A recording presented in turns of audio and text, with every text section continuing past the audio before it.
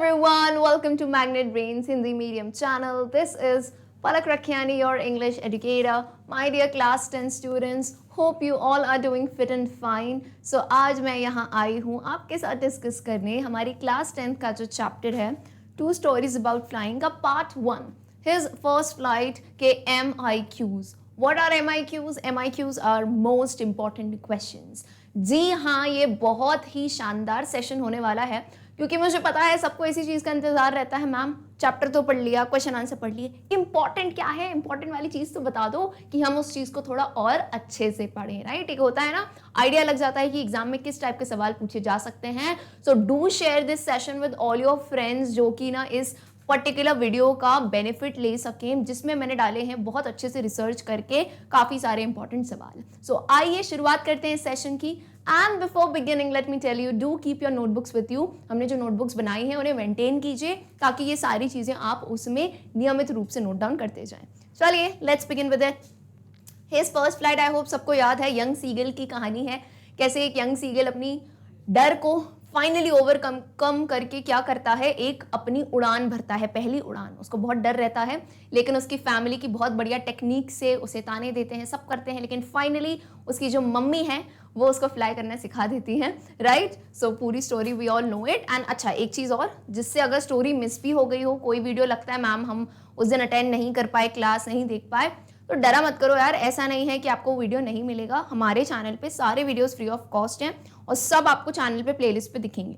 तो नीचे डिस्क्रिप्शन है ना, वहाँ पे लिखा होगा full class 10th playlist link, उस पर क्लिक करोगे सारे क्लास 10th के इंग्लिश के चैप्टर्स एंड पोएम्स आपको दिख जाएंगे। ठीक है, चलिए पहला जो है एक्सट्रैक्ट बेस्ड क्वेश्चंस है। एक्सट्रैक्ट बेस्ड क्वेश्चंस क्या होते हैं, ये आपके लिटरेचर सेक्शन में आते हैं क्वेश्चंस, जिन्हें कुछ इस नाम से भी कहा जाता है, जो नाम मैं हर बार बताती हूँ, है ना, ताकि आपको बिल्कुल दिमाग में ऐसे फिट हो जाएं चीज़ें कि नींद से उठा के भी कोई पूछे ना कि ये क्या होता है तो आप बता सकते हो। सो रेफरेंस टू कॉन्टेक्स्ट का मतलब क्या होता है, कॉन्टेक्स्ट या फिर extract, these are those terms जो बताते हैं कि आपने जो भी भाई चैप्टर पढ़ा है या कविता पढ़ी है, इसमें ये क्या करते हैं, उसी चैप्टर या कविता का एक पैराग्राफ या एक स्टैंजा उठा के आपके सामने रख देंगे।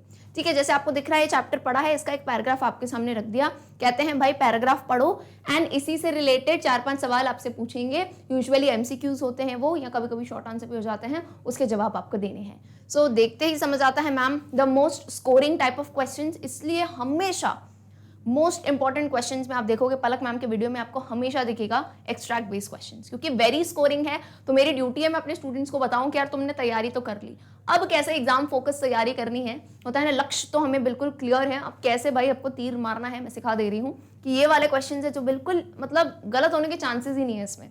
क्यों? क्योंकि आपको क्लियरली पैराग्राफ रख दिया है, तो in case even you forget something you can come back to the paragraph and see it, right. चलिए, तो बिना वक्त जो है वेस्ट किया हम इस पैराग्राफ को पढ़ेंगे।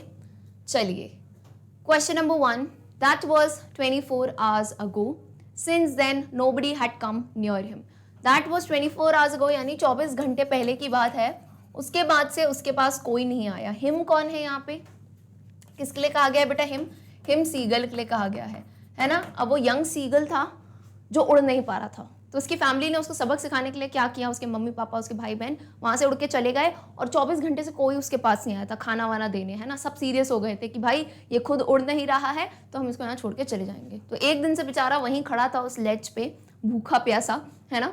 The day before all day long he had watched his parents flying about with his brothers and sister, perfecting them in the art of flight, teaching them how to skim the waves and how to dive for fish. तो कहानी जिसको याद है वो तो बता पाएगा। ये एक दिन पहले यानी वो बस क्या देख रहा था, इस यंग सीगल के 2 भाई थे और एक बहन थी और पापा मम्मी थे, ठीक है। तो वो पूरे दिन मतलब इस लेज पे, है ना, ये पहाड़ का लेज होता है, यहाँ पे यंग सीगल पूरे दिन से जो है ना ये यहाँ पे खड़ा हुआ था और सोचो इसको इतना डर लग रहा था कि ये लेज से जा ही नहीं रहा था और ये सिर्फ देख रहा था कि कैसे इसके मम्मी पापा जो हैं इनके भाई बहन को आर्ट ऑफ फ्लाइट यानी उड़ना सिखा रहे हैं, how to skim the waves. Skim the waves क्या होता है, जैसे ये मछलियाँ, ये जो सीगल्स होती हैं ना, इनका खाना क्या होता है, फिशेज होती हैं, तो ये समुद्र में क्या करती हैं, आप समुद्र में पूरा डूब तो नहीं जाएंगी अंदर, है ना, हमारे जैसे स्विमिंग नहीं करेंगी, लेकिन ये क्या करती हैं, लहरों में स्किम करती हैं, कि ये लहर चल रही है, ये चिड़िया ऐसे ऐसे लहरों के अंदर डूब भी नहीं जाओ, फंस भी नहीं जाओ, और बढ़िया से आप है ना उसके ऊपर स्किम स्किम जंप जंप करके जा सको। And how to dive for fish, और मछली के लिए छलांग कैसे लगानी है, यू नो, हर चीज़ की एक कला होती है कि कहाँ तुम्हें मछली ऊपर ऊपर दिख रही है, तो उसके लिए कैसे छलांग लगाओ कि तुम उस मछली को पकड़ पाओ, है ना, ताकि तुम भूखे नहीं रहो। तो ये सब उसके मम्मी पापा सिखा रहे थे इन दोनों को, और वो यहाँ खड़े होके बस देख रहा था उन्हें।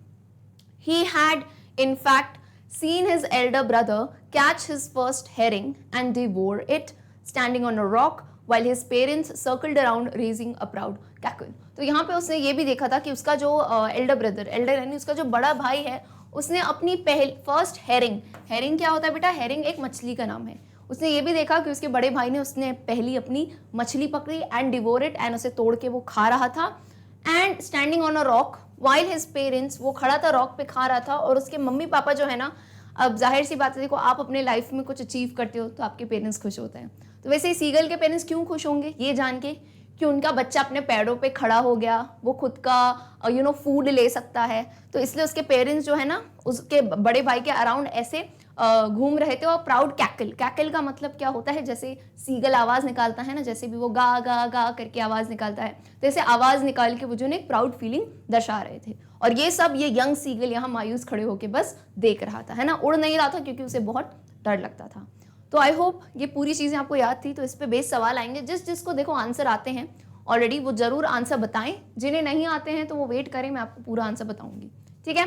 चलिए, question number 1, what were his parents teaching his brothers and sisters. तो बहुत ही आसान से सवाल होते हैं, पैराग्राफ पे बेस्ड ही हैं। पूछ रहे हैं कि उसके पेरेंट्स जो है उसके भाई बहनों को क्या सिखा रहे थे। A, to perfect the art of flying, B, to skim the waves, C, to dive for fish, और D, all of the above. तो पेरेंट्स क्या सिखा रहे थे, तो आपको क्लियरली पता है, उड़ान सिखा रहे थे मैम, फ्लाइट यानी क्या होता है, उड़ना सिखा रहे थे। दूसरा पॉइंट क्या था, how to skim the waves, कि जब लहरें आती हैं पानी में तो उनमें कैसे तुम अच्छे से स्किमिंग कर पाओ। एंड लास्ट क्या सिखा रहे थे कि भाई मछली खाना है, तो how to dive for fish. मानते हो कि नहीं, अभी पीछे पड़ा था, ये तीनों चीजें सिखा रहे थे। तो फर्स्ट पॉइंट भी करेक्ट है, सेकंड पॉइंट भी करेक्ट है, थर्ड भी करेक्ट है। So you all know the answer will be option D, that is all of the above, right. अच्छा, एमसीक्यू की एक हमेशा के लिए ये टिप याद रखिएगा। क्या है आपकी tip, read all options every time, read all options even if you find the first option to be the correct answer. आपको सारे ऑप्शन पढ़ने हैं। क्यों, क्योंकि अगर मैं वो स्टूडेंट होती जो पहला ऑप्शन देख के अरे ये तो सही है टिक करके आ जाती, भाई बी और सी तो पढ़ो, ये भी तो सही है, तो ऑप्शन डी करेक्ट आंसर है। तो ये सिली मिस्टेक्स मैं चाहती हूँ मेरे स्टूडेंट्स नहीं करें, क्योंकि तुम लोग पढ़ तो सब लेते हो लेकिन एग्जाम में सिली मिस्टेक कराते हो, ठीक है, नहीं करेंगे नेक्स्ट टाइम से, बोलो मैम वादा है। चलो, question number 2, what had his Elder brother achieved. उसके बड़े भाई ने क्या हासिल कर लिया था, क्या अचीव कर लिया था। A, he had caught his first herring, B, he was flying, C, he was taunting him, D, none of the above. तो उसने क्या अचीव किया था, बहुत ही परफेक्ट आंसर आपको क्लियरली यहाँ पे दिख रहा है ऑप्शन नंबर 1 में। उसके भाई की तारीफ क्यों कर रहे थे, because he had caught his first herring, उसने अपनी पहली जो है ना मछली शिकार पकड़ लिया था, तो ये उसके लिए एक बहुत बड़ा अचीवमेंट था। Question number 3, whom does he represent in the given extract। दिए हुए एक्सट्रैक्ट में ही वर्ड किसके लिए यूज किया गया है। तो हमें क्लियरली पता है यहाँ ही से किसकी बात की जा रही है, जो हमारी स्टोरी का मेन कैरेक्टर है young seagull. So the seagull represents he in the given extract. यहाँ तो आप सीगल लिख सकते हो, आप अगर और क्लियर मेंशन करना चाहो दोनों ही आंसर करेक्ट होंगे, है ना, यंग सीगल लिख सकते हो, क्योंकि पूरे लेसन में आपको पता है सीगल का कोई नाम नहीं दिया, रामू शामू यहाँ है ना, टिंकू पिंकू, कुछ भी ऐसा नाम नहीं था, सिर्फ यंग सीगल का है उसे। So you can write young seagull, alright. चलिए, wonderful. Question number 4 on your screen, fill up करना है यहाँ पे। The word dash in the extract means to move lightly just above the surface of the sea. मैं आराम आराम से इसलिए पढ़ रही हूँ, मैं चाहती हूँ कि इस सवाल का जवाब आप लोग दें, क्योंकि इसमें क्या है ना, आपकी वोकैबुलरी इंप्रूव होती है। आपसे पूछा है एक्सट्रैक्ट में एक ऐसा शब्द दिया गया है जिसका अर्थ क्या है, जिसका अर्थ है to move lightly just above the surface of the sea. यानी देखो बेटा, ये समुद्र की एकदम सरफेस है, ऊपर का पार्ट है। सरफेस क्या होता है? ये होगा सरफेस। तो सरफेस के जस्ट ऊपर स्किम करना मतलब धीरे धीरे लाइटली कैसे आप मूव कर सकते हो ना, यूं हल्के हल्के हल्के पैर रख के, ताकि आप उसके अंदर डूब ना जाओ। और आपने कभी ये चीज़ देखी हो, मे बी नेशनल ज्योग्राफिक आप ऐसे फॉलो किया करो, है ना, टीवी चैनल्स को जिसमें आपको दिखाते हैं एनिमल्स की लाइफ के बारे में। तो आपने ऐसी फिशेस देखी होंगी जो लहरों के ऊपर से धीरे धीरे धीरे चलती हैं, उसमें डूबती भी नहीं है और अपना शिकार भी कर लेती हैं। So what was the correct word? अभी मैंने आपको बताया था डैश दी वेव्स। उसके मम्मी पापा उन्हें क्या सिखा रहे थे? To dash the waves, to skim the waves. अभी अभी स्किम वर्ड हमने यूज किया था। So the word skim in the extract means to move lightly just above the surface of the sea. Alright, चलिए अगला सवाल नहीं है, अगला जो है हमारा मतलब क्वेश्चन 2 है। क्वेश्चन 2 एक और एक्सट्रैक्ट आया है, फटाफट से इसे पढ़ते हैं, समझते हैं और क्वेश्चन सॉल्व करते हैं। यानी जितने एक्सट्रैक्ट रखे हैं, माइंड माय वर्ड्स, ये बहुत ही इंपॉर्टेंट है, राइट। अभी तो आपको आंसर्स आ जाएंगे, क्यों? क्योंकि आपने अच्छे से पढ़ा है मेरे साथ, राइट। लेकिन एग्जाम में क्या होता है ना, एक चैप्टर नहीं आ रहा है भाई, बहुत सारे आते हैं, तो तब के लिए these are super important questions. Okay, चलो क्वेश्चन नंबर 2 पे आते हैं। He waited a moment in surprise, wondering why she did not come nearer, and then, maddened by hunger, he dived at the fish. With a loud scream, he fell outwards and downwards into space. Then a monstrous terror seized him, and his heart stood still. He could hear nothing, but it only lasted a minute. The next moment, he felt his wings spread outwards. So यहाँ कौन सी बात हो रही है? He waited, he कौन है पता है? Young seagull. He waited a moment in surprise. वो थोड़ी देर सरप्राइज में रुक गया, क्यों? क्योंकि ये तब का कहानी है, याद करो। इस लेज पे यंग सीगल था, यहाँ पे मम्मी जी थी, यहाँ पे लहरें हैं यानी यहाँ पे समुद्र था, ठीक है। पूरी ये बात मैं बता चुकी हूँ आपको। ये यहाँ पे नहीं, इधर थोड़ा है ना, इसके सतह पे कोने पे बिल्कुल किनारे पे जो है ना ये खड़ा हुआ था यंग सीगल, ठीक है। अब हुआ क्या, इसकी माता जी आ रही थी, इनकी मम्मी आई, ठीक है। लेकिन इनकी मम्मी जो है ना बहुत ही क्लेवर निकली, इन्होंने बढ़िया सी चाल चली ताकि इनका बेटा उड़ पाए। अब हुआ क्या, इनकी मम्मी यहाँ तक आई, इनके हाथ, इनके मुंह में, हाथ बोल रही हूँ, इनके मुंह में जो है ना क्या थी, इनके माउथ में एक फिश थी, ठीक है। ये फिश बढ़िया फिश का टुकड़ा था, लेके आ रही थी अपने बेटे के लिए, लेकिन सबको पता है ये उसके पास तक नहीं आई, वहीं रुक गई। तो अब यहाँ पे ये सीगल सरप्राइज हो गया कि मम्मी पास क्यों नहीं आई। लेकिन होता है ना तुम्हारे यहाँ तक, मुंह तक, तुम सोचो तुम 24 घंटे से भूखे हो, ठीक है, तुम्हारे यहाँ मुंह तक जो है ना कोई गुलाब जामुन ले आए, बिल्कुल यहाँ तक, तो तुम क्या करोगे? तुम वेट करोगे उस इंसान का आने का, तुम ऐसे बस एकदम झपट्टा मारोगे। सो मैडेंड बाय हंगर, भाई भूख से वो वैसे ही पगला गया था बेचारा। He dived at the fish. Dive यानी उसने एकदम जो है ना छलांग लगाई, बिल्कुल बिना सोचे, है ना, उसने छलांग लगाई। तो सबको पता है छलांग लगाई तो क्या होगा? कुछ भी नहीं, नीचे पानी पानी। तो विद अ लाउड स्क्रीम, बहुत ही तेज चीख के साथ, होता है ना कभी हम भी गिरते हैं तो चीख निकलती है, तो बेचारा सीगल गिरा, उसकी चीख निकली। He fell outwards and downwards into space. तो स्पेस में क्या हुआ, वो बाहर एकदम गिरा और नीचे जाने लगा, ऊपर नीचे वो जाने लगा स्पेस में। Then a monstrous terror seized him and his heart stood still. तो 1 मिनट तक क्या हुआ? देखो कोई भी चीज होती है ना, 1 मिनट तो हम भी एकदम डर जाते हैं, है ना। 1 मिनट तक तो बिल्कुल टेरर हो जाता है, बिल्कुल डर आ जाता है, फियर आ जाता है, बाप रे ये क्या हो रहा है, दुनिया कहाँ जा रही है। लेकिन ये डर एकदम, दिल रुक जाता है। लेकिन ये डर सिर्फ 1 मिनट का था, सिर्फ 1 मिनट का। अगले ही मोमेंट उसे क्या एहसास हुआ कि मेरे पंख तो बाहर आ चुके हैं और मैं तो उड़ रहा हूँ। और ये नेचुरल इंस्टिंक्ट है भाई, वो चिड़िया है, उसके पंख इसलिए बने हैं, उसको अपने पंख पे भरोसा नहीं था, वो अलग बात है। लेकिन seagull is a bird, right, उसके पंख इसलिए बने हैं। तो अगले ही मोमेंट उसे रियलाइज हुआ कि मेरे तो पंख बाहर आ गए और मैं समुद्र में नहीं गिर रहा हूँ, मैं तो उड़ रहा हूँ, राइट। तो कोई भी डर होता है ना, देखो मैं आपको क्लियरली बताऊँ, किसी भी काम से डरते हो ना, वो डर लंबे टाइम का नहीं होता है, थोड़ी देर आपको डर लगेगा, and the next moment you will realise कि यार मैं तो इसमें एक्सपर्ट हो गया हूँ। जैसे कुछ लोग साइकिल चलाने में डरते हैं, गाड़ी चलाने में डरते हैं, स्विमिंग से डरते हैं, बहुत सारी चीज़ों से डरते हैं ना कि ये हो जाएगा वो हो जाएगा। वो डर थोड़ी देर रहेगा, है ना। आपको पता है ना मंडेला जी की बात हमने क्या कही थी कि courage is not absence of fear, it is the Triumph over it. यानी साहस का मतलब ये नहीं है कि आपको डर नहीं लगता, डर लगेगा, लेकिन उस डर पे विजय पाना वो असली साहस है, ठीक है। तो यही यहाँ पे सीगल की कहानी से भी हमें पता चलता है। सो आइए क्वेश्चन नंबर 1 का जवाब जिसको आता है वो जरूर बताएं। Why did his mother stop midway while giving him the fish? अब सवाल है कि उसकी माँ मिडवे का मतलब क्या होता है? बीच रास्ते में ही रुक गई, है ना, पूरा वहां तक नहीं आई।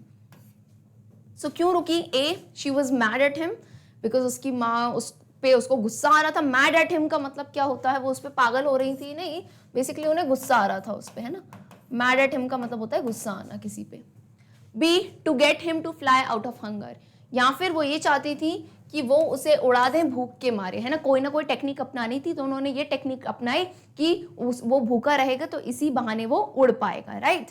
सी, she did not want to give him the fish, या फिर वो उसे मछली सही में देना ही नहीं चाहती थी। या डी, शी गॉट टायर्ड, वो थक गई थी इसलिए बीच रास्ते रुक गई। तो हम सबको बिल्कुल परफेक्ट आंसर पता है। देखो अब देखो पहला option she was mad at him, तो ऐसा गुस्सा वुस्सा कुछ नहीं थी, तो ये तो ऐसी कोई बात थी नहीं।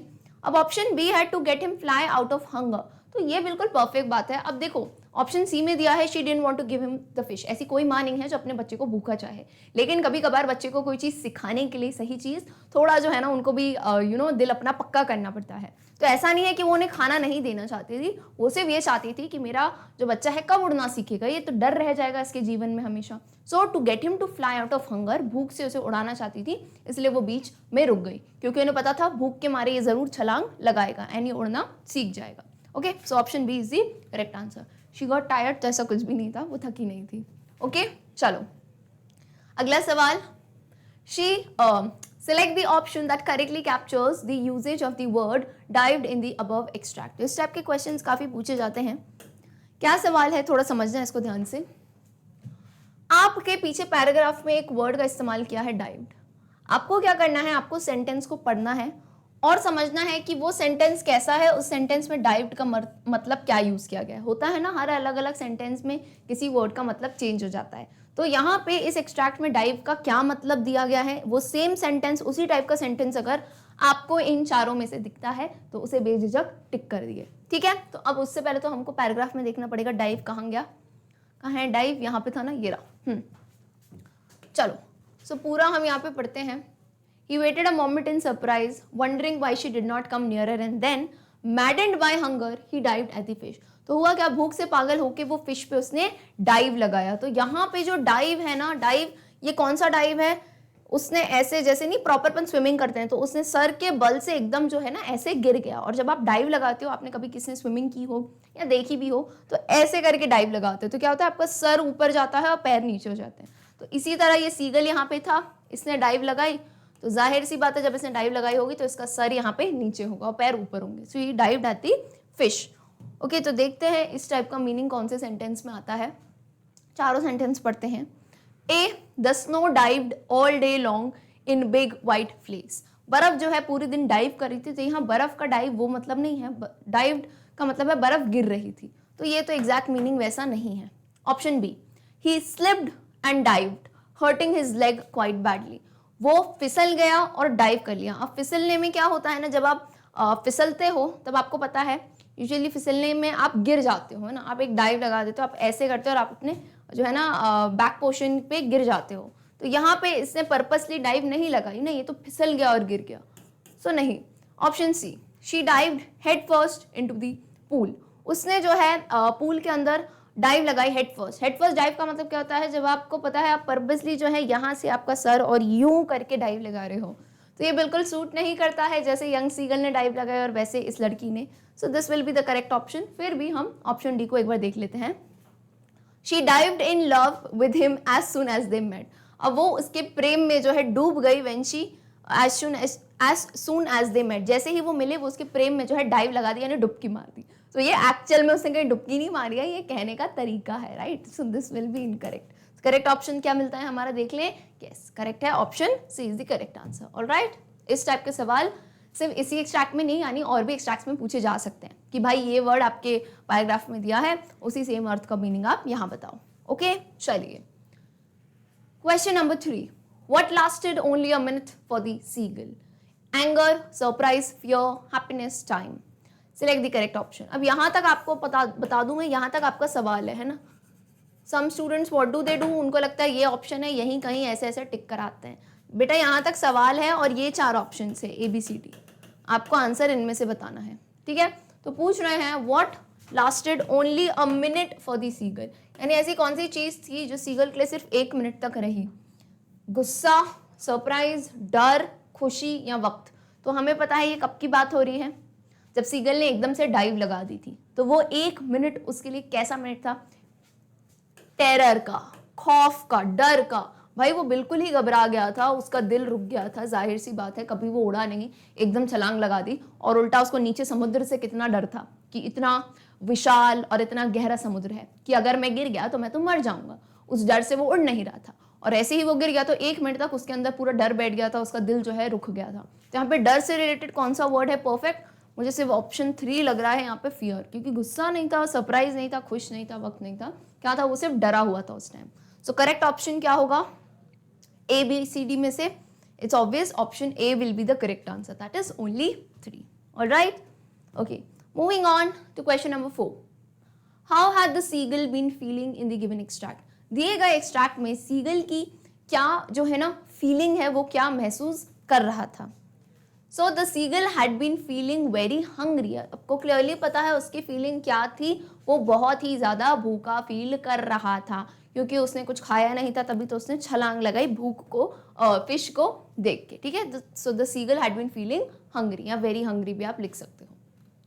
चलिए, 5th question, again an important question related to analogy. Complete the analogy by selecting the suitable word from the text. Analogy में क्या होता है पहले भी समझा चुकी हूँ, जिसने नहीं समझा कोई बात नहीं, अभी देख लो। मैथ्स नहीं चल रही है, कोई इक्वेशन नहीं बना रही हूँ, सिंपल सा कॉन्सेप्ट है। देखो एनालॉगी में क्या करते हैं, यहाँ पे A इज टू B, ऐसा आपको एक वर्ड दे देते हैं। A एक वर्ड है, B एक वर्ड है, फिर डबल आपको लगाते हैं कोलन, और फिर एक वर्ड देते हैं C और डैश। तो आप ध्यान से सुनो, यहाँ पे ये एक जोड़ी है और ये एक जोड़ी है। ठीक है, आपसे बोलते हैं सबसे पहला काम आपको करना है A और B के बीच में निकालना है कि ये रिश्ता क्या कहलाता है, रिलेशनशिप निकालना है। कैसा रिलेशनशिप हो सकता है, तो मैं आपको उदाहरण के तौर पे बताती हूँ। या तो ये सिनोनिम हो सकते हैं, है ना, यानी पर्यायवाची शब्द हो सकते हैं A और B, है ना। जैसे A है हैप्पी, B हो सकता है जॉयफुल, है ना, तो दोनों क्या हो गए? सिनोनिम हो गए। या फिर एंटोनिम भी हो सकते हैं, विलोम। ये तुमको वर्ड पढ़ के समझना होगा कि क्या है भाई ये, है ना। एंटोनिम है, जैसे एक हो गया गुड, दूसरा हो गया बैड, एग्जाम्पल दे रही हूँ। ठीक है, तो इस टाइप के इनके बीच में रिश्ते हो सकते हैं। तो बोलो मैम करना क्या है फिर? करना ये है कि इनके बीच में, सुन रहे हो, इनके बीच में जो भी रिलेशन निकलेगा, फॉर एग्जाम्पल इनके बीच में रिश्ता है सिनोनिम का, तुमको सिंपली क्या करना है, तुमको सी के साथ भी यहाँ जो वर्ड मिसिंग है उसके बीच में सेम रिलेशन स्थापित करना है। मतलब फॉर एग्जाम्पल अगर यहाँ पे ए है गुड, फॉर एग्जाम्पल अगर यहाँ पे ए है गुड और बी है बैड, है ना, आपको ए इज टू ऐसा दिया है word, good is to bad, तो आपको क्या करना है, पहले तो रिश्ता क्या कहलाता है बताओ, बोलो ma'am good and bad are antonyms, ये तो विलोम शब्द होते हैं। तो सिंपली आपको यहाँ पे अगर एक वर्ड दिया है सी आपको दिया है नॉर्थ, है ना, सी आपको दिया है नॉर्थ और ऐसे डैश, ये आपका सवाल है, good is to bad double semicolon north is to dash, so you know what is the relationship between these two words, it is good and bad, antonym है। तो बोलो मैम हम यहाँ पे भी सेम रिश्ता स्थापित करेंगे एंटोनिम का। तो बेटा मेरे जरा बताओ मुझे नॉर्थ का what is the opposite of north, north का उल्टा तो मैम साउथ होता है, तो ये रहा आपका आंसर, मिल गए आपको मार्क्स। ठीक है, एनालॉगी के सवाल समझ आए, क्लियर है? आप चाहो तो इसको आप नोट डाउन कर सकते हो, बिकॉज देर आर पैटर्न्स जहाँ पे रेफरेंस टू कॉन्टेक्स्ट में एनालॉगी पूछ लेते हैं। ठीक है, चलिए, तो अब आई होप आप ये मेरे साथ सॉल्व कर पाओगे, मैं रिमूव कर दूं। ठीक है, चलो अब आ जाओ, फाइनली जो हमारा क्वेश्चन है उसकी बात करते हैं। पहला वर्ड है स्प्रेड, दूसरा है अनफोल्ड, यानी ये हो गया ए, ये हो गया बी। एक्चुअल में लिख के मत आना ए बी कोई ऐसा कॉन्सेप्ट नहीं है, ये मैंने तैयार किया है ताकि मैं आप लोग को इजीली समझा पाऊँ। ठीक है, ये है ए, ये है बी, तो ये होगा सी, तुमको बताना है डी। ठीक है, तो ए और बी के बीच में रिश्ता क्या कहलाता है बता दो? स्प्रेड है और अनफर्ल है। स्प्रेड का मतलब क्या होता है? किसी भी चीज को स्प्रेड कर देना, फैला देना, है ना। अनफर्ल का मतलब क्या होता है? जैसे मैंने कहा द सीगल, सुनना, the seagull unfurled its wings, seagull ने अपने पंखों को अनफर्ल कर दिया। अनफर्ल यानी क्या? फैला दिया, स्प्रेड कर दिया। तो अरे मैम दोनों शब्दों का तो मतलब एक ही है, तो व्हाट इज द रिश्ता between these two? These are synonyms, है ना।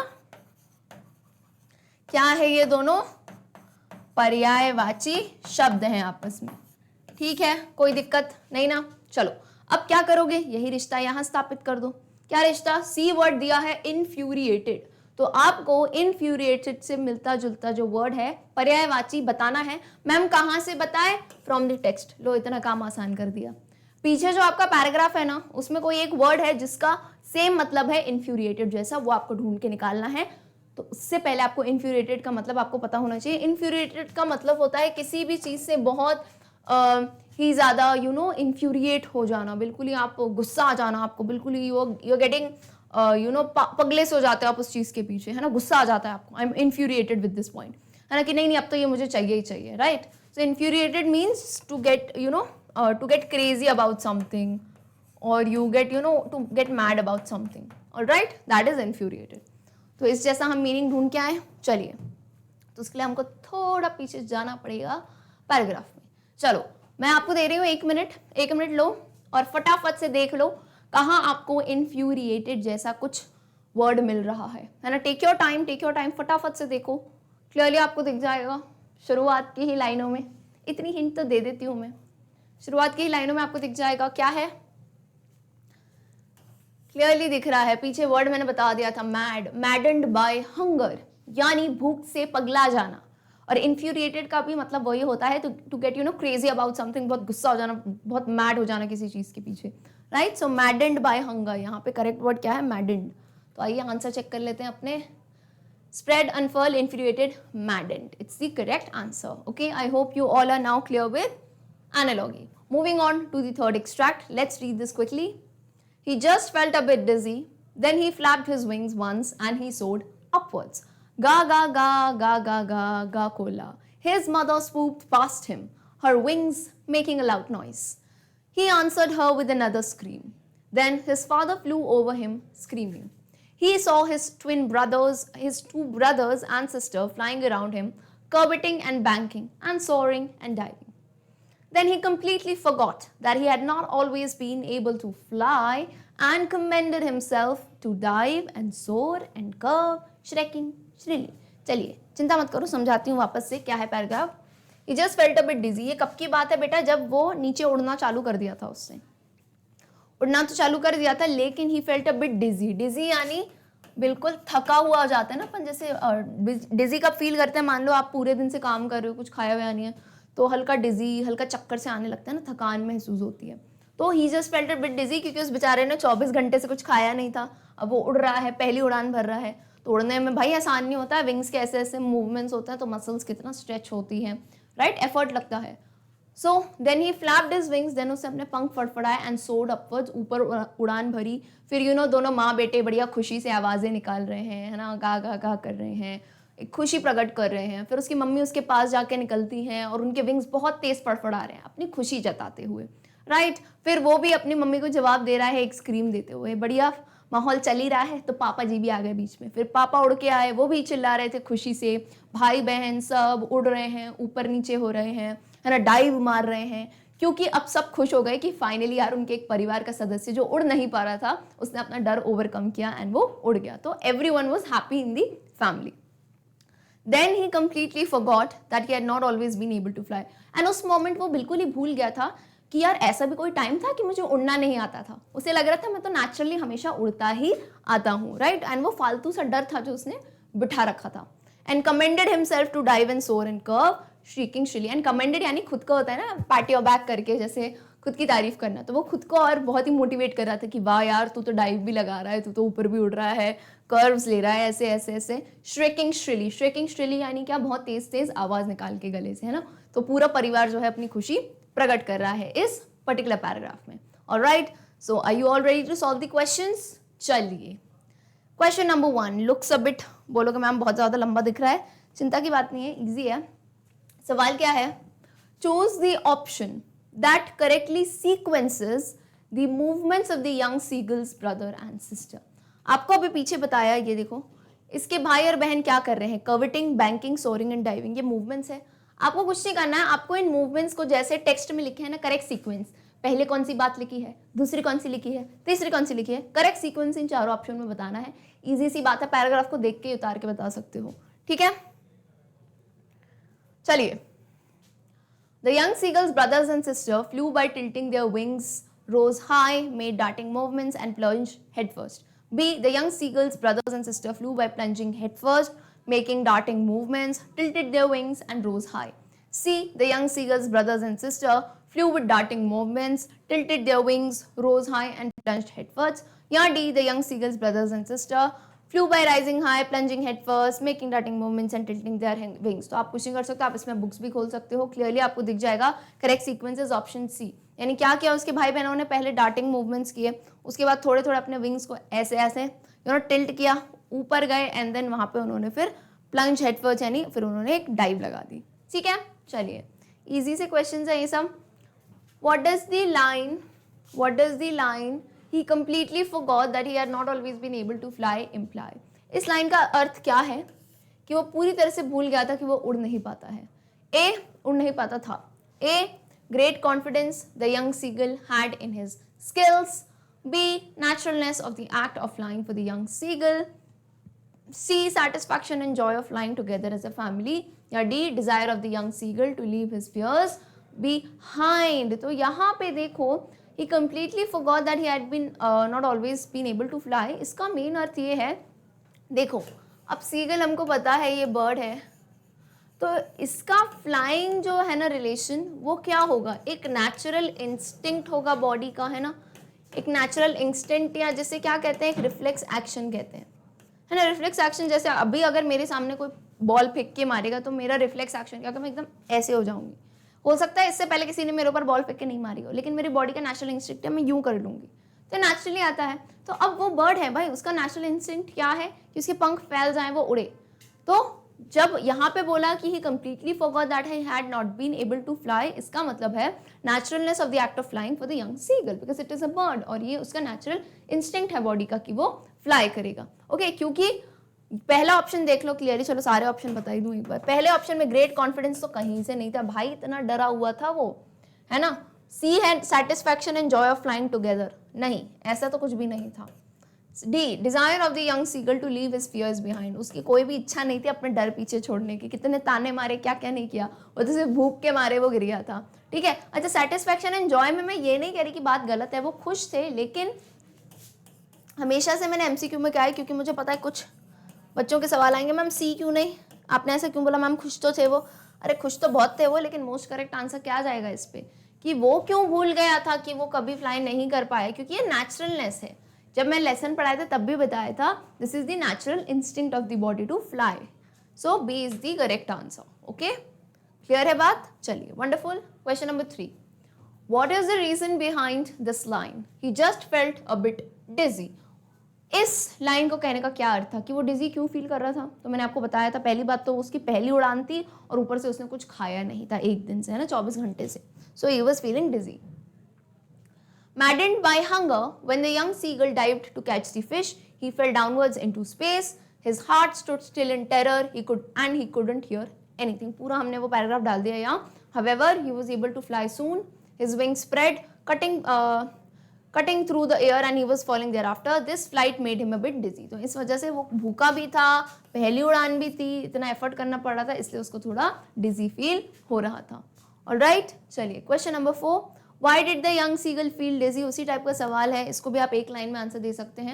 The young seagull felt dizzy because he was flying for the first time and was hungry since one day. One day यानी 24 घंटे से वो भूखा था. Now let's move on to another type of questions, जो कि है short answer type questions. आपके एग्जाम में पूछे जा सकते हैं, अराउंड 30 to 50 वर्ड्स में कहते हैं कि आप इन्हें आंसर करो, एंड अकॉर्डिंग टू मार्क्स आप इन आंसर्स को शॉर्टन एंड लेंथन कर सकते हो. सो सारे इंपॉर्टेंट सवाल मैंने डाले हैं. Question number 1 on your screen says, How did the seagull's parents try to make him fly? Seagull के माँ बाप ने फाइनली क्या कोशिशें की और उसको उड़ान भरने में जो है सफल किया, मतलब कितनी कितनी कोशिशें की, क्या क्या कर रहे थे. तो वो उसे ताने दे रहे थे, क्या क्या नहीं कर रहे थे, है ना, उसको अकेला छोड़ दिया था, बहुत सारी चीज़ें करी. उसको ये कहा कि मैं तुम्हें खाने नहीं दूंगा, है ना, ऐसे धमकी दी कि स्टार्व मानी मरने को छोड़ देंगे, हम खाना ला के नहीं देंगे. So the young seagull's parents tried hard to make him fly, बहुत मेहनत की उन्होंने उसको और फ्लाई कराने के लिए. दे स्कोल्डेड हिम, स्कोल्डेड का मतलब क्या होता है, उन्होंने उसे इतनी डांट लगाई, जोर जोर से चिल्लाया. And threatened him to let him starve, threaten यानी उसको ये भी धमकी दी कि हम तुम्हें स्टार्व क्या होता है, भूखा भी छोड़ देंगे, है ना, कुछ खाने को नहीं देंगे, ठीक है। But the young seagull could not gain courage to fly. Gain यानी क्या होता है, वो करेज यानी साहस इकट्ठा ही नहीं कर पा रहा था कि वो उड़ान भरे। देन दे टॉन्टेड हिम, फिर उन्होंने उसे ताने देना शुरू कर दिए। Finally the young seagulls mother tempted him with food which resulted in making him fly. Tempted का मतलब क्या होता है, उन्होंने ललचाया उसे, है ना, कौन सी लालसा दी, खाने की लालसा दी, और जिससे रिजल्ट निकला कि वो उड़ सका। ठीक है, उम्मीद करती हूँ इन सब वर्ड्स के आपको मीनिंग पता होंगे। थ्रेटन यानी धमकी देना, मैं फिर भी लिख लेती हूँ, ठीक है। ट्राइड वर्ड किसका पास्ट टेंस है, ट्राई का पास्ट टेंस है। करेज पता है, साहस होता है। टॉन्टेड पता है मैम, ताने देना, हम भी बहुत ताने खाते हैं, है ना, मम्मी पापा से, है कि नहीं। चलो कोई नहीं, सब खाते हैं, है ना, हम भी खाते हैं, ठीक है। मम्मी पापा से ताने खाना तो इज यूनिवर्सल। ऑलराइट, सीगल भी खाता है, हम इंसान भी खाते हैं।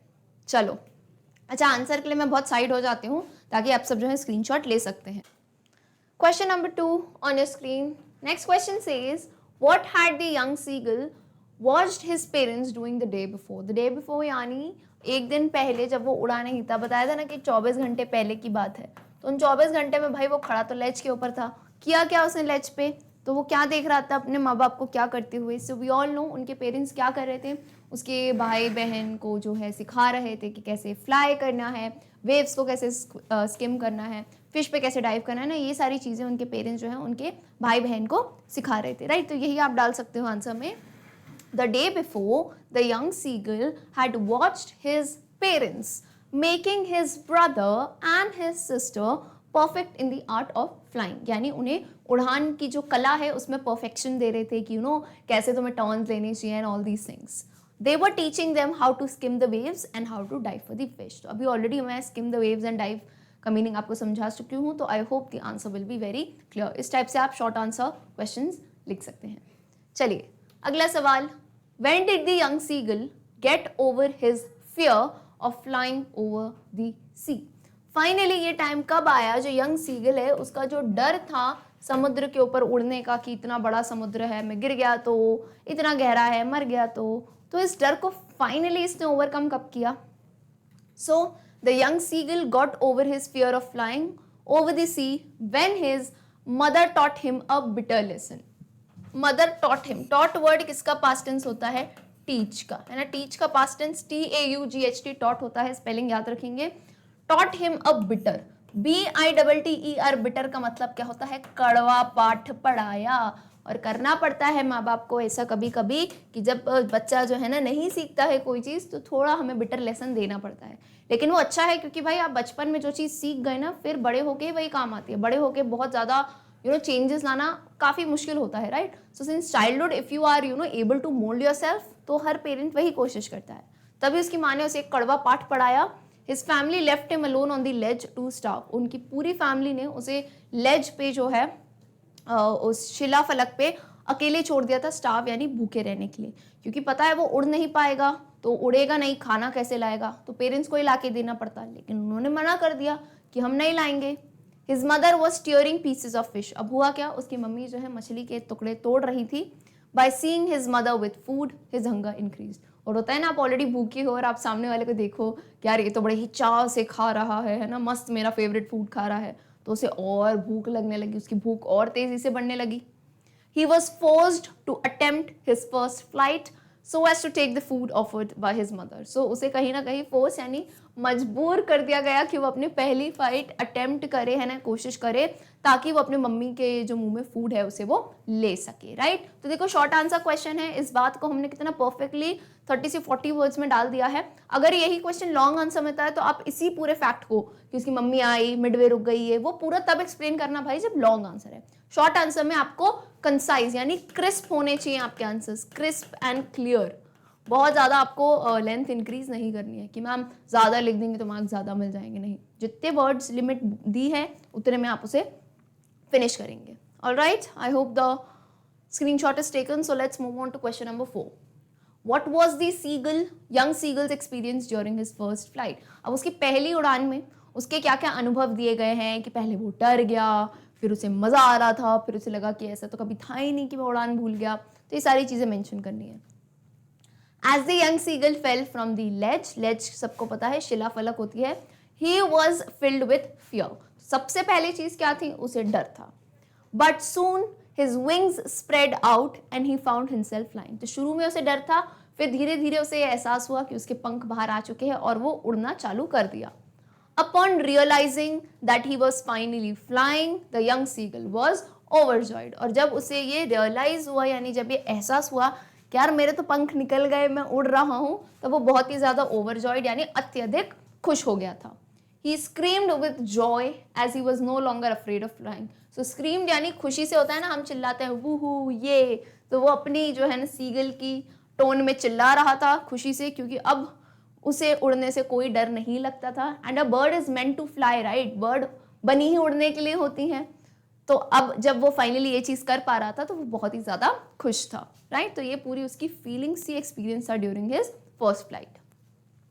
All right, let's move on to question number 5.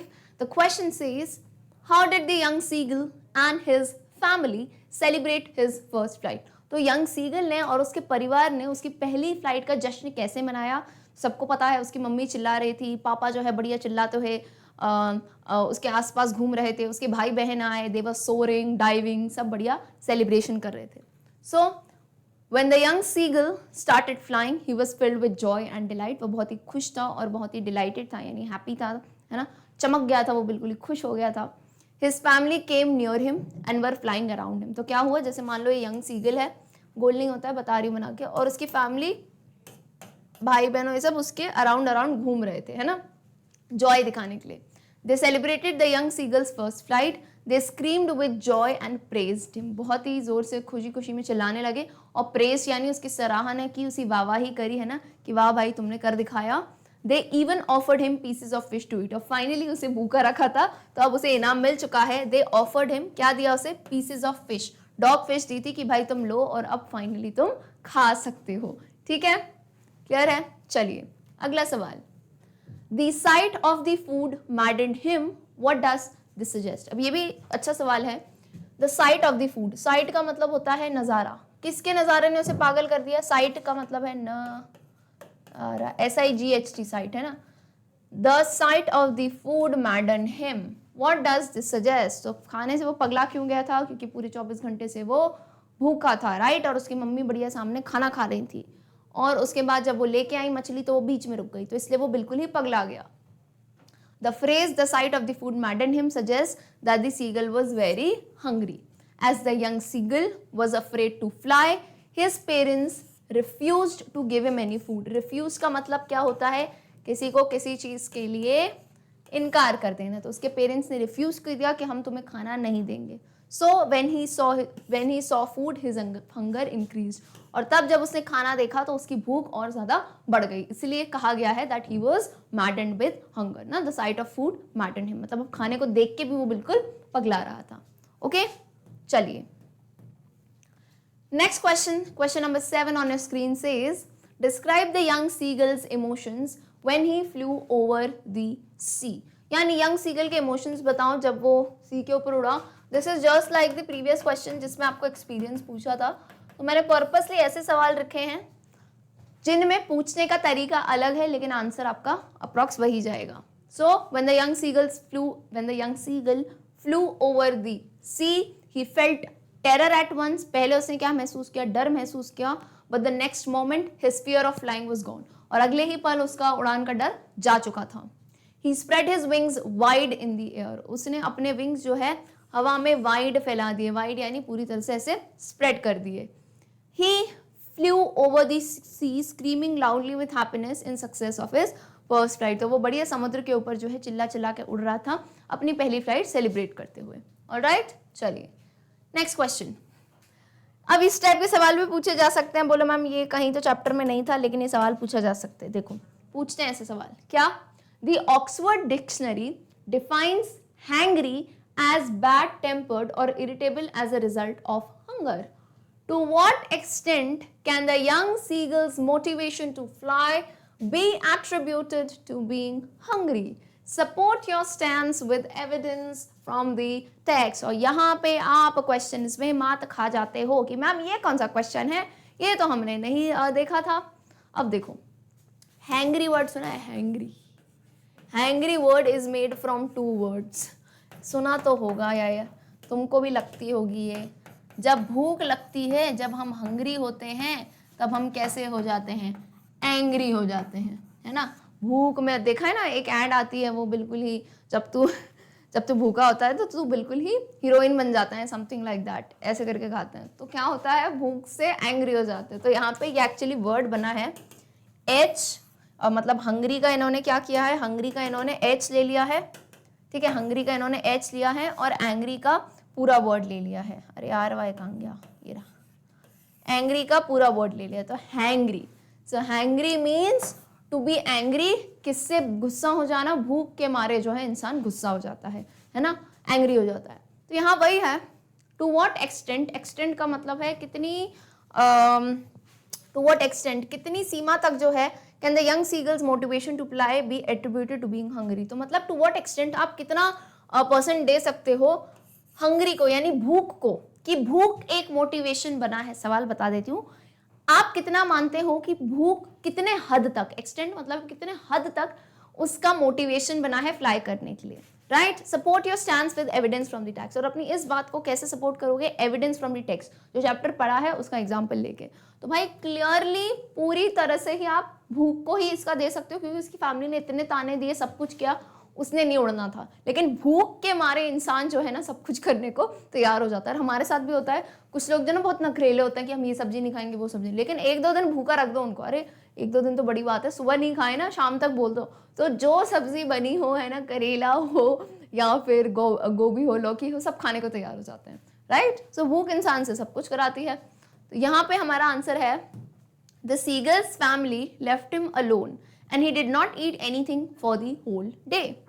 His hunger overpowered his fear and it motivated him to dive towards his mother holding a fish in her beak. यानी यहाँ पे हुआ क्या कि उसकी जो भूख थी ना, उसने ओवर पावर कर दिया। ओवर पावर यानी उसके हावी हो गई थी। ओवर पावर का मतलब क्या होता है?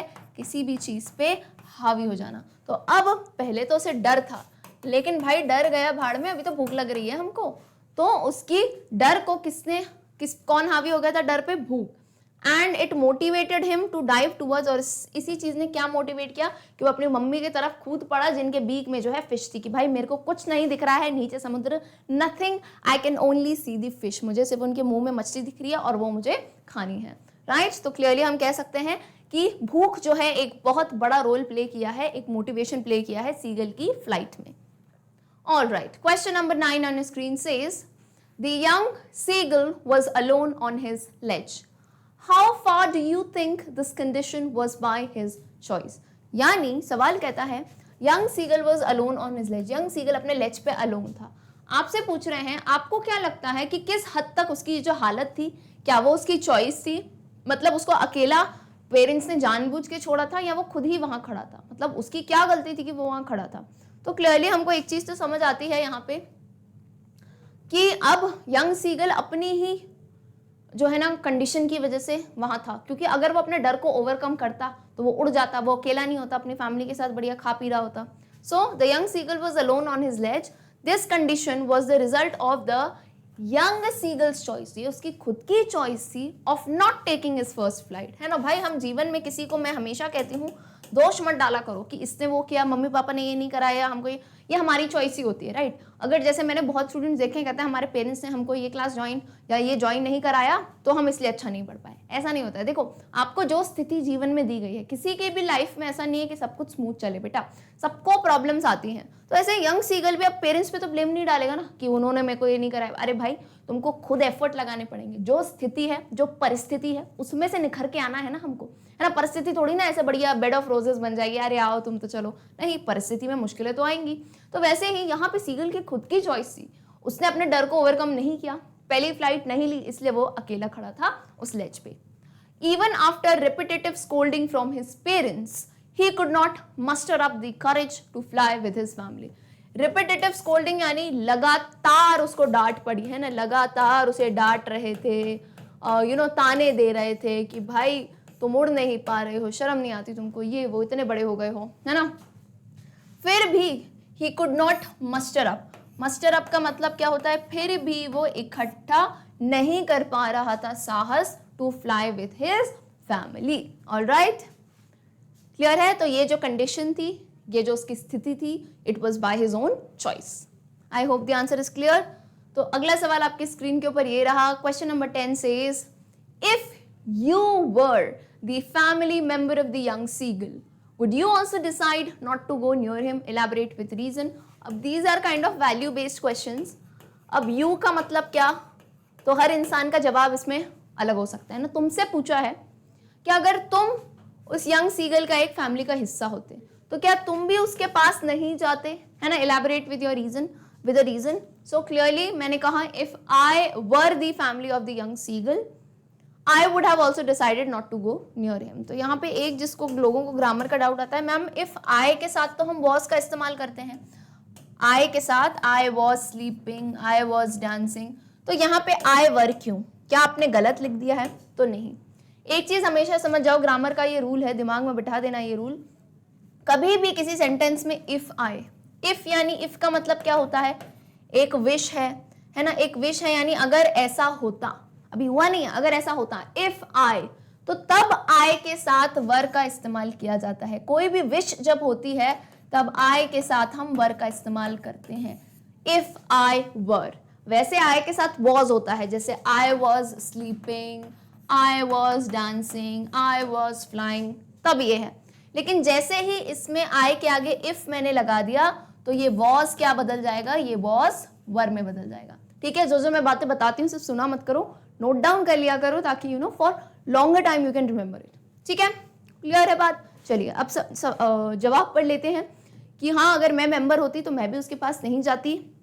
Sometimes parents and elders have to take strict decision to make their children able to face the hardships of life. तो यार लिटरेचर में ऐसे सवाल इसलिए पूछते हैं, वो आपकी थिंकिंग जानना चाहते हैं। भाई तुमने इंग्लिश तो पढ़ी, ये पाठ पढ़ाने का मतलब क्या है, तुम्हें सीख क्या मिली, what is the moral of the story. So आपको यहाँ पे अपने विचार व्यक्त करने हैं कि भाई अगर मैं होता तो मैं नहीं जाता, क्यों? क्योंकि कभी कभार बड़ों को, पेरेंट्स को ऐसे स्ट्रिक्ट डिसीजन, देखो पेरेंट्स को खुद अच्छा नहीं लगता है कि तुम्हारे साथ वो ऐसा करें, तुमको डांट लगाएं, है ना, सबक सिखाएं, लेकिन ये ज़रूरी होता है, एक स्ट्रिक्ट डिसीजन लेना पड़ता है ताकि उनका बच्चा जो है ना, जीवन में आने वाली हार्डशिप्स का मतलब क्या होता है, जो तकलीफें होती हैं, प्रॉब्लम्स, उनका सामना करना सीखे। क्योंकि हमेशा तो हम साथ नहीं रहेंगे, पेरेंट्स या बड़े, तो आपको अकेले सामना करने आना चाहिए उन चीज़ों का। लाइक इन दिस केस, यानी इस केस में क्या हुआ, the continuous scolding, leaving the young seagull alone hungry on the ledge made him overcome his fear of flying and he could take a plunge. तो यहाँ पे इसी जो हमने पढ़ा है चैप्टर, उस केस में क्या हुआ था, जो कंटिन्यूअस, जो लगातार डांट पड़ी है उसको छोड़ के चले गए लेज पे अकेला भूखा। तो इन सब चीज़ों से क्या हुआ कि फाइनली मजबूरन उसके पास और कोई ऑप्शन नहीं था, he had to overcome his fear of flying, है ना, और उसने अपनी पहली उड़ान जो है भर ली, उसने वो स्टेप ले लिया। ठीक है, छलांग लगाई और उसने स्टेप ले लिया। ओके, सो इसी तरह से आप इन क्वेश्चंस का एक बैलेंस्ड आंसर दे सकते हैं। चलिए अगला सवाल, question number 11, the young seagull failed to muster up courage to take that plunge. In what way can the reference to the plunge here be both literal and metaphorical? Explain. क्या सवाल है, पहले तो सवाल समझो। ये लाइन पता है ना, the young seagull failed to muster up, यानी साहस इकट्ठा करने में वो चूक गया, टू टेक दैट प्लंज। अब प्लंज का वैसे तो मैं तुम्हें मतलब बताऊं, प्लंज का मतलब होता है एक स्टेप आगे लेना या एक काइंड ऑफ छलांग लगाना। अब यहाँ पे एक्चुअल में छलांग की बात हो रही है, लिटरल में। लिटरल का मतलब क्या है, इस स्टैंजा में भाई इस पर्टिकुलर जो बात में छलांग की बात हो रही है ना, क्योंकि सीगल को तो छलांग लगानी, तो वो बात तो बिल्कुल सही है। तो लिटरल मीनिंग प्लंज का छलांग होता है कि वो छलांग लगाने से के लिए साहस नहीं ले पा रहा था। ठीक है, अब यहाँ पे आपसे पूछा गया है मेटाफोरिकल मीनिंग में कैसे बैठता है। अच्छा, मेटाफर क्या होता है पहले तो मुझे बताओ। मैं आपको बता चुकी हूँ, metaphor is a literary device जिसमें क्या किया जाता है, जिसमें तुलना होती है। तुलना यानी दो शब्द की कंपैरिजन है यहाँ पे, कि उस शब्द की वो उस शब्द से किसी और शब्द को बताना चाह रहे हैं, दैट इज तुलना, कंपैरिजन। तो यहाँ पे बोल रहे हैं क्या प्लंज वर्ड का मेटाफोरिकल मीनिंग भी है, तो मेरी बात सुनो। हाँ, छलांग लगाना लिटरल मीनिंग तो एक्चुअल में सीगल छलांग लगा रहा है, लेकिन इसका मेटाफोरिकल मीनिंग है कि तुम उस चीज में आगे बढ़ना चाह रहे हो, यानी टू टेक दैट प्लंज। जैसे फॉर एग्जाम्पल मैं अपना एग्जाम्पल देती हूँ या किसी और का एग्जाम्पल देती हूँ, चलो जैसे अंजलि है, Anjali failed to muster up the courage to take that plunge. अब हुआ क्या, अंजलि की लाइफ की स्टोरी मैं तुमको बताती हूँ, सुनना तभी ये समझ आएगा, आंसर नहीं तो नहीं आ पाएगा। देखो अंजलि जो है, अंजलि क्या करना चाह रही थी, अंजलि कुछ तो करो, हाँ ना, चलो अंजलि जो है डांस करना चाह रही थी, है ना। डांस में एक स्टेप था, डांस में एक बहुत ही डिफिकल्ट सा स्टंट था, ठीक है, वो नहीं कर पा रही थी, वो डर रही थी। तो मैंने यहाँ कहा अंजलि स्टंट था, वो एक स्टंट था, उसमें छलांग वलांग का कोई काम नहीं था, वो सिर्फ एक स्टंट था। तो मैं कहूंगी Anjali failed up to muster up courage to take that plunge. अब बोलो मैम यहाँ तो छलांग की बात नहीं है, तो यहाँ पे जब मैंने प्लंज यूज किया ना, इस प्लंज का सिर्फ मतलब छलांग से नहीं है, इसका मेटाफोरिक मतलब है कि वो स्टेप ले ही नहीं पा रही थी, उस चीज में नहीं कूद पा रही थी, यानी वो काम नहीं कर पा रही थी, ठीक है। तो यहाँ पे यही है, प्लंज जो वर्ड है लिटरल मीनिंग तो छलांग है, क्योंकि सीगल छलांग लेने से डर रहा था, लेकिन मेटाफोरिकल मीनिंग भी है कि वो जो है एक स्टेप आगे नहीं ले पा रहा था, उस चीज में आगे नहीं बढ़ पा रहा था, ठीक है। तो इसी को हम आंसर में कोट करेंगे। The literal meaning of plunge is a sudden jump, है ना, एक सडन छलांग लगाना, जो मैंने आपको बताया। लिटरल मीनिंग, लिटरल का मतलब क्या होता है, लिटरेचर में उसका एक्चुअल मीनिंग तुम निकालोगे ये निकलता है। मेटाफोरिकली, मेटाफोर की बात करें, plunge can be understood as diving deep into something new, यानी किसी भी नई चीज में जाने से पहले, कोई नया कदम लेने से पहले, उसे भी प्लंज कहते हैं मेटाफोरिकली, है ना, कंपेयर करते हो इस बात को। So this was applied to him correctly in both the senses, दोनों सेंस में प्लंज का मतलब सही हो ना। पहली बात तो वो एक्चुअल में छलांग नहीं लगा पा रहा था, और दूसरा मेटाफोरिकली यानी वो नई चीज में वो स्टेप नहीं ले पा रहा था। So literally he had to dive from the hill cliff, और एक्चुअल में तो उसे हिल क्लिफ से कूदना ही था, है ना, पहाड़ की जो क्लिफ है किनारे से वहां कूदना था। And metaphorically he dived into a new act of flying, और मेटाफोरिकली वो किस नई चीज में घुसा, फ्लाइंग की एक्ट में वो घुसा। ऑलराइट, तो लिटरल मीनिंग और मेटाफोरिकल मीनिंग दोनों ही इसमें परफेक्ट बैठता है। Okay, be ready for such type of question in your exams. मैं तभी कहती हूँ MIQ इतना इंपॉर्टेंट वीडियो है ना, इसको तुम जितनी बार इस लेक्चर को देखो, बार बार नोट डाउन करो, कम है। क्यों? क्योंकि इस टाइप के सवाल जब पूछे जाते हैं तो यहाँ पे कहीं ना कहीं चूक जाते हैं, लेकिन अब हमारे स्टूडेंट हो आप यार, तो आपको नहीं चूकना है, right. B prepared for all such questions. चलिए, moving on to question number 12, validate the given statement with reference to baby seagulls fear. Fear does not exist anywhere else other than one's mind. फिर से बताया, value based question है।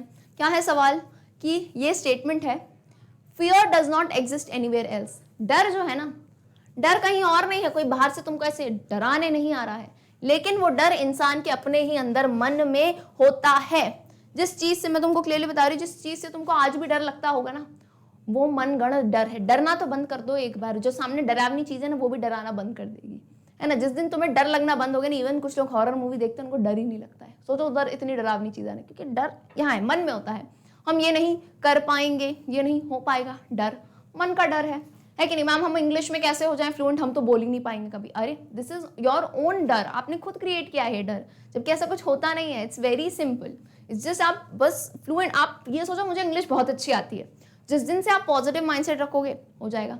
तो यहाँ आपसे पूछा है कि ये स्टेटमेंट जो है ना, और जो हमने सीगल का फियर पढ़ा है, डर, उस हिसाब से आप इस बात को बताओ। तो हम क्लियरली कह सकते हैं सीगल के भाई बहन उड़ रहे हैं, जबकि उनके पंख छोटे थे, मम्मी पापा उड़ रहे हैं, सब उड़ रहे हैं, वो क्यों नहीं उड़ पा रहा? किसी ने बाहर से डर का माहौल बनाया था क्या? क्या समुद्र सिर्फ उसके लिए है? उसके माँ बाप, उसके भाई बहन के लिए भी तो समुद्र था, वो नहीं डरे। तो ये उसके मन का ही डर था जिसने रोक रखा था। So let's put it into words.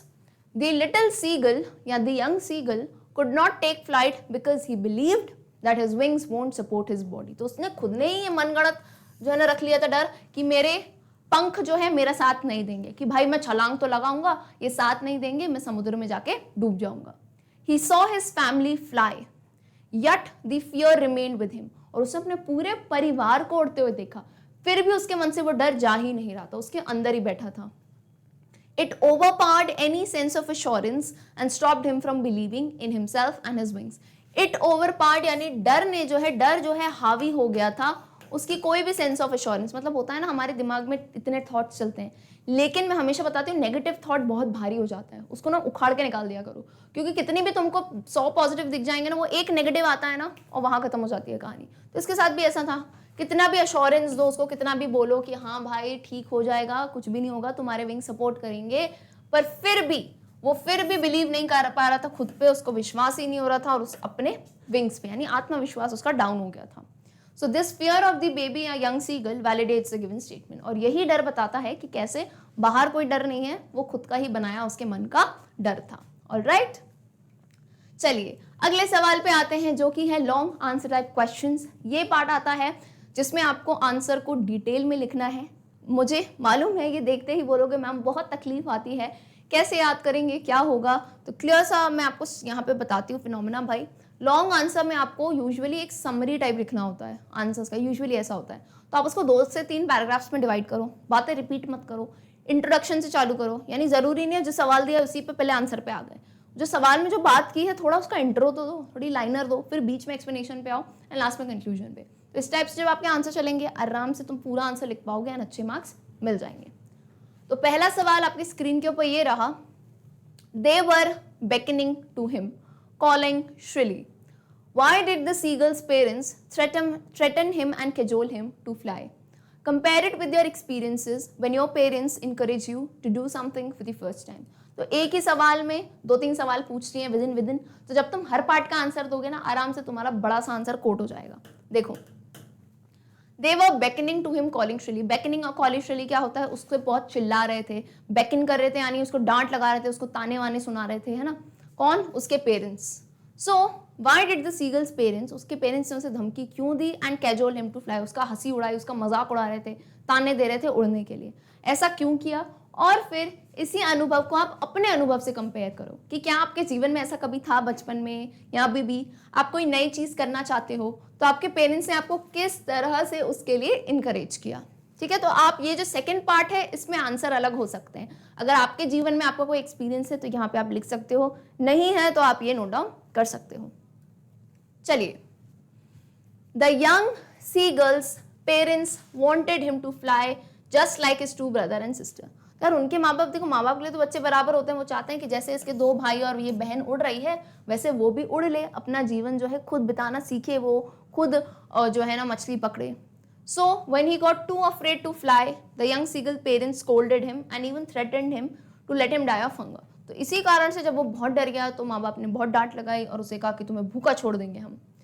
To motivate the young seagull to fly his parents even taunted him but he could not muster up the courage to do so, लेकिन वो साहस नहीं इकट्ठी कर पा रहा था। फिर फाइनली मम्मी जी का आइडिया काम किया। Finally his mother tempted the young seagull with food, उसे ललचाया फूड से। This trick was successful and the young seagull finally started to fly, और उनकी ये चाल जो थी बिल्कुल सफल हो गई और वो यंग सीगल फाइनली उड़ने लगा। The policy used by the young seagull's parents was to encourage the seagull whom they loved and cared. तो पॉलिसी उनकी आती कि भाई जिससे बहुत प्रेम करते हैं उसको किसी ना किसी तरह से उन्होंने बहुत ज़्यादा इनकरेज किया, बहुत सारे टेक्निक्स अपनाए कि वो उड़ सके। The situation faced by the seagull are similar to the situations we face in our life. जो जीवन में हम सिचुएशन करते हैं कहीं ना कहीं सेम है। अच्छा, हमारी सिचुएशन ऐसे नहीं है कि हमको उड़ना है, बट लाइक अलग अलग एक्टिविटीज़ के लिए, for example we are also filled with fear while doing a thing for the first time. हमें भी डर लगता है यार पहली बार कोई चीज़ करने से। For example like riding a bicycle, बचपन में जब साइकिल चलाना सीखते हैं, है ना, या बाइसिकल चला रहे हैं, किसी को स्कूटी सीखना है। स्विमिंग और ट्रैवलिंग अलोन, स्विमिंग करना, स्विमिंग में भी लगता है पहली बार में डर, अकेले ट्रैवल करना कहीं पे, etcetera. In these circumstances are family specially parents encourage और sometimes even pressurise to move ahead. तो इन्हीं स्थिति में देखो हमारे इन सर्कमस्टांसेस यानी इन्हीं स्थितियों में हमारे पेरेंट्स जो है, हमारी फैमिली जो है बहुत ज़्यादा इंकरेज करती है। और कभी कभार जब इंकरेजमेंट काम नहीं आता है ना तो वो इवन प्रेशराइज करती है कि नहीं तुम्हें ये करना ही पड़ेगा। उस टाइम हमें बड़ा इरिटेशन होता है कि क्यों हम पे दबाव डाल रहे हैं, लेकिन वो और कुछ नहीं चाहते हैं, वो सिर्फ ये चाहते हैं कि आप ये सारी चीज़ें अपने जीवन में सीखें जो कि काम आएंगी, right. Even though they know that it could be a failure, और उन्हें पता है ज़रूरी नहीं है कि तुमने बाइक उठाई और तुम सफल हो गए, फेल भी हो सकते हो, गिर भी सकते हो। Still they give us a boost to excel, फिर भी वो हमें आगे बढ़ाते हैं, धक्का देते हैं। बूस्ट देना यानी आगे धक्का देना कि तुम जो है उसमें और एक्सेल करो या और बेहतर होते जाओ, क्योंकि फेलियर यार गिर गिर के ही तो इंसान उठता है। सबसे मैं तो बतानी हूँ सबसे बेस्ट टीचर होता है फेलियर, क्योंकि आज तुम किसी चीज़ में तुम अनसक्सेसफुल हुए तो तुम्हें वेज मिल जाएंगे कि भाई दूसरा रास्ता कौन सा अपनाना है। Okay, so the result of such a behaviour can be seen in the young seagull. और ऐसे ही बिहेवियर का रिजल्ट यंग सीगल में देख सकते हैं कि इतने डर के बावजूद अब उसने अपनी पहली उड़ान भर ली, और सिर्फ उड़ान नहीं, बढ़िया उड़ रहा है वो, बढ़िया उसने जो है ना नीचे समुद्र में उसने अपना बैलेंस बना लिया, सारी चीज़ें कर ली उसने। ठीक है, तो in this way you can divide your answer into paragraphs and quote it. चलिए moving on to question number 2, ध्यान से सुनिएगा सवाल। How did the mother make the young seagull come out of his fear and teach him the art of flying. तो यहाँ पे long answer question है, तो आप मम्मा ने जो पूरी चीज करी ना सीगल के, उसको इलेबोरेट करके बता सकते हैं इसमें, है ना। इसमें अब आप स्ट्रेच करके लिख सकते हो, पूरी बात हमने बताई है। The mother made the young seagull come out of his fear and taught him the art of flying by leaving him hungry for a long time. ठीक है, now when his family left him alone on the ledge, he felt alone and was very hungry. They tried hard to make him fly, but he never showed the courage to try. His mother knowingly का मतलब क्या होता है, जानबूझ के, उन्हें पता था। So her mother knowingly tore a piece. Tore word किसका past tense होता है, tear का। तो उन्होंने क्या किया, मछली का एक टुकड़ा तोड़ा and flew to him with it, और उसके पास उड़ के चली गई। She came close to him but stopped at a distance. फिर उन्होंने क्या किया, वो उनके पास गई और एक थोड़ी सी दूरी पे वो रुक गई। The young seagull was surprised at his mother's ignorance of his pitiful condition. तो young seagull बड़ा ही सरप्राइज हो गया कि मम्मी इग्नोर क्यों कर रही है, या रुक क्यों गई। पिटीफुल कंडीशन यानी मैं इतनी बुरी हालात में हूँ, है ना, भूखा प्यासा हूँ, और मम्मी यहाँ बीच में आके रुक गई। So maddened by hunger, उसे इतनी भूख लगी थी, so he dived at the fish and started falling downwards. So finally उसने क्या किया, उसको कुछ ध्यान नहीं था, सिर्फ उसे वो मछली दिख रही थी, वो कूद पड़ा और नीचे वो हवा में जो है गिरने लगा। Initially the seagull was scared and screamed with fear when he dived. तो इनिशियली क्या हुआ, शुरू में, है ना, शुरू में तो वो बिल्कुल ही डर गया, है ना, डर से चिल्ला रहा था, बिल्कुल ही घबरा गया था, उसका दिल रुक गया था। बट सून, थोड़ी ही देर में उसे रियलाइज हुआ, he felt his wings spread outwards and began to fly slowly downwards and upwards. उसे एहसास हुआ कि मेरे पंख निकल चुके हैं, अब धीरे धीरे जैसे वो हवा में गिर रहा है तो नीचे ऊपर, यू नो, थोड़ा बैलेंस बनाते हुए, कभी नीचे जा रहा है कभी ऊपर, अभी वो उड़ना सीख रहा था। So when all the family members landed on, then उसके बाद जो है all the family members landed on the green sea. Green sea की बात यहाँ हमने करी है, सबको पता है ग्रीन सी क्या होता है। ग्रीन सी बेसिकली एक बायोलॉजी का फिनोमेना होता है जब इस पे बहुत ज़्यादा एल्गी जम जाते हैं, एल्गल ब्लूम। तो आपने देखा होगा हरे कलर का समुद्र दिखता है, कुछ नहीं एल्गी होता है उसके ऊपर। तो इनके पूरे फैमिली मेंबर्स जो है ना ग्रीन सी पे लैंड करे, and they called the young seagull to be with them. तो उन्होंने कहा भाई आजा आजा नीचे आजा। And as the young seagull landed on the green sea, पहले तो क्या हुआ, उसके पैर उसमें सिंक करने लगे। सैंक किस वर्ड का पास्ट टेंस है, सिंक का। सिंक का मतलब क्या होता है, नीचे डूबने लगे, है ना। He tried to fly again but he was tired and weak. उसने कोशिश की कि वो उठे लेकिन बहुत थक गया था और एक दिन से उसने कुछ खाया नहीं था। But finally his feet sank into the green sea. His belly touched it. अब जैसे उसके पैर नीचे जा रहे थे, उसकी बेली ये पेट होता है ना, उसने यहाँ तक छुआ तो उसके पेरेंट्स को पहले तो लगा ये और नीचे जाएगा, डूब तो नहीं जाएगा। लेकिन फाइनली जब उसकी बेली यहाँ पे आई ना, पैर नीचे गए, बेली आई, तो वो एक बैलेंस बना पा रहा था। आपने देखा होगा ना जैसे डक्स वगैरह को तो कैसे बैलेंस बना लेते हैं वो पानी के ऊपर, तो उसने भी बैलेंस बना लिया और वो उस पर फ्लोट कर रहा था, यानी तैर रहा था। तो कैसे इतना सब कुछ करने के बाद वो दोनों चीजें सीख गया, एक तो उड़ान भी सीख गया और समुद्र में कैसे फ्लोट करते हैं वो भी वो सीख गया, राइट। किससे, उसकी मम्मी की बढ़िया सी ट्रिक से। All right, moving on to next question, question number 3. Do you think that the seagull's family loved him? Justify their attitudes toward him. अब यहाँ पूछा है कि आपको लगता है कि सीगल की फैमिली उससे प्रेम करती थी, और उनका एटीट्यूड आप जस्टिफाई करो, बताओ कि उन्होंने ऐसा क्यों किया। So yes, the seagull's family loved him. The young seagull had 2 brothers and a sister. उसके 2 भाई थे, एक बहन थी। His parents flew with them to leave him alone on the ledge as he could not gather up the courage. Gather up, muster up, ये सब एक ही word होता है, इनका मतलब होता है इकट्ठा। तो वो करेज नहीं जुटा पा रहा था। His parents could have fed him, but they refused to give him any food. देखो, अगर उसके पेरेंट्स चाहते हैं तो they would have fed him. बेटा फेड वर्ड किसका पास्ट टेंस होता है, फीड। फीड का मतलब क्या होता है, किसी भी चीज को खिलाना, है ना, किसी को फीड करना यानी खिलाना। तो उसके पेरेंट्स चाहते हैं तो वो उसे खाना खिला सकते थे, लेकिन उन्होंने ऐसा नहीं किया, वो उससे सच्चा प्रेम करते थे। देखो सच्चे प्रेम में इंसान जो है ना सामने वाले को और काबिल बना देता है। सब हाथ में दे देना ये बहुत ज़्यादा मोह हो जाता है ना, लेकिन प्रेम से क्या होता है, हमें पता है कि यार हम जीवन भर तो नहीं रहेंगे, उसको सीखनी चाहिए चीज़ें। तो पेरेंट्स चाहते तो खाना दे देते, लेकिन उन्होंने इनकार किया कि ये खुद सीखेगा और खुद खाएगा।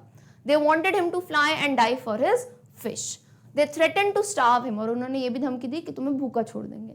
एंड क्यों किया उन्होंने? बिकॉज वो उससे प्रेम करते थे. देखो हमारे पेरेंट्स हमें कभी डांटते हैं, सिखाते हैं आप किसी पराये को नहीं डांटोगे जाके. This is very true. आप किसी डांटते हो, किसी समझाते हो जो आपके क्लोज हो. क्यों? क्योंकि आप चाहते हो कि भाई जीवन में तुम्हें आगे कोई भी तकलीफें आए तो तुम उसका सामना कर सको, राइट? इस चीज़ में तुम अच्छे हो जाओ ताकि तुम्हें कोई तीसरा आके बाहर से नहीं बोले, है ना, तुम्हारी गलती कोई बाहर वाला इंसान नहीं निकाले. The parents were right in what they did because they wanted to teach him the importance of confidence and self reliance. तो पेरेंट्स बिल्कुल सही थे अपने रास्ते पे, क्योंकि वो ये सिखाना चाहते थे किसका महत्व? Importance of confidence and self Reliance. Self reliance का मतलब क्या होता है? आत्मनिर्भर होना, है ना, कि तुम खुद से सब कर सको, तुम्हें किसी के ऊपर डिपेंडेंट ना होना पड़े. तो सेल्फ रिलायंस इज बेसिकली आत्मनिर्भर या इंडिपेंडेंट. ऑलराइट, क्लियर है? They wanted him to learn to do things himself. वो चाहते थे कि वो सीखे अपना काम खुद कैसे किया जाता है. Thus, it was important for him to learn to fly, dive, and search his own food. In the end, also when he started flying, his family was filled with joy. तो उसका परिवार देखो कितना खुश हुआ, उसके भाई बहन कितने खुश हुए थे जब उसने उड़ान सीख ली थी. So, the attitude that the seagull family showed to him was actually their love, care and concern for him. तो भाई उन्होंने जो भी उसको ताने दिए, डांटा, डराया, वो सिर्फ क्या था? उनका प्यार दिखाने का, उनकी चिंता और उनका कंसर्न दिखाने का एक तरीका था. ऑलराइट. सो अच्छा, एक चीज़ और बताऊं, आपको कभी भी आंसर एंड करना हो तो कंक्लूजन में आप इन शब्दों का इस्तेमाल करेंगे. सो का इस्तेमाल कर सकते हो, हेंस का इस्तेमाल कर सकते हो, देयरफॉर. ये वर्ड्स बहुत ही इंपॉर्टेंट है, राइट? क्यों? क्योंकि आपको कंक्लूड करना है. लॉन्ग आंसर को ऐसे खुला नहीं छोड़ाना है, कंक्लूड करना है. सो हो गया, hence, therefore, finally, right? You can use these kind of words to end your answer. I hope it is clear. Question number 4 on your screen says, was the young seagull same bird at the beginning and at the end of the lesson? Compare and contrast two kinds of the same seagull in the lesson.